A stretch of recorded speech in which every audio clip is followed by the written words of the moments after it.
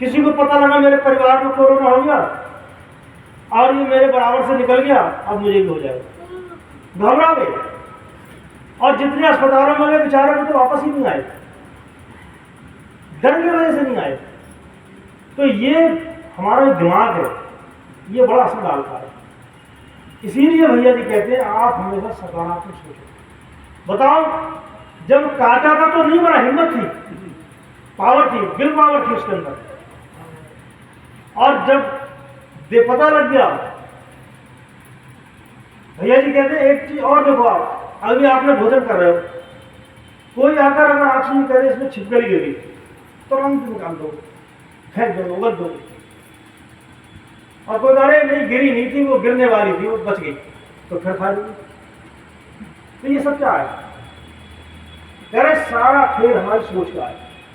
इसीलिए भैया जी समझा रहे हैं आप अपनी सोच को सकारात्मक रखिए, अपने अंदर नेगेटिविटी मत आने दो। कई बार लोग कहते हैं हम दुखी हैं, बीमार हैं, है नहीं, हमें आकस लगता है या कुछ है, और ये कराओ कि वो कराओ, ऐसा। अरे जब होगा तो होगा, हाँ कराइए आप, अच्छी बात है, लेकिन दिन रात उसी में अगर आप रहेंगे तो आप स्वस्थ कभी नहीं रह पाएंगे।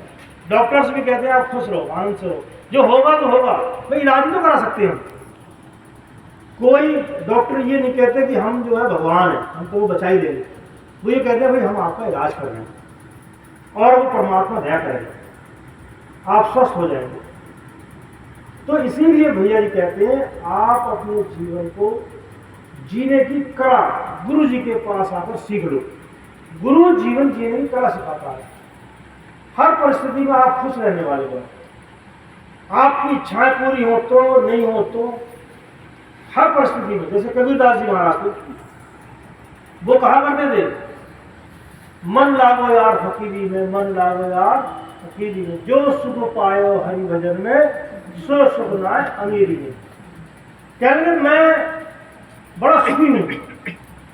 क्यों सुखी हूं? हाथ में पूरी, बगल में सोटा, चारों दिशा जगीरी में, मन लागो यार। कहते मुझे सब जगह अपना ही अपना नजर आता है। जैसे हमारे भैया जी महाराज कहते हैं कि मुझसे लोग कहते हैं भैया जी आप एक बढ़िया सा घर बना लो। भैया जी कहते हैं मेरे तो सब घर है। भाई भैया जी कहते हैं मैं बड़ा भाग्यशाली हूं, परमात्मा ने लोगों को तो एक ही घर दिया होगा, और मैं तो जहां जाऊं वहां मालिक की ऐसी दया, घर ही घर है। तुम एक घर की परवाह करते हो, तुम एक गाड़ी की बात करते हो। हरिद्वार में भैया जी से कहा भैया जी आप अपने लिए गाड़ी ले लो बढ़िया सी। तो भैया जी कहने लगे मैं तो ये चाहता हूँ मेरे हर सत्संगी को गाड़ी लो, और मैं कहूँ भाई मुझे वहां सत्संग कराने लेकर चलो, तो तुरंत तैयार हो। कह रहे तुम एक की बात करते हो, ये सोच की बात है। हम सोचते हैं हमारा सब कुछ हो जाए, हमारे नाम सब कुछ हो जाए, लेकिन ये नाम कब तक रहेगा? भैया जी कहते हैं लोग इसी में जिए जा रहे हैं, हमारा नाम चलेगा, हमारा नाम चलेगा। बोले नाम चलेगा नहीं, नाम मिटेगा।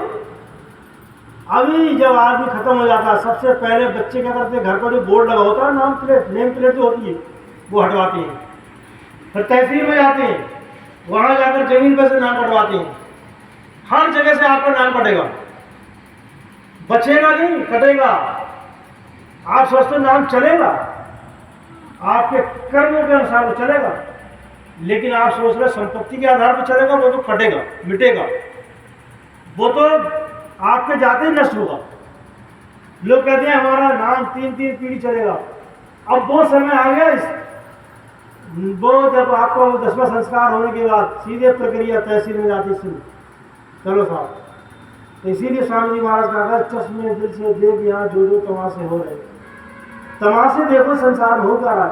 पहली बात तो जीते जी कोई नहीं है हमारा, मरने की बात की छोड़ो। तब तक लोग हैं जब तक उनका आपसे कोई ना कोई लोभ है, लालच है, तब तक है आपकी।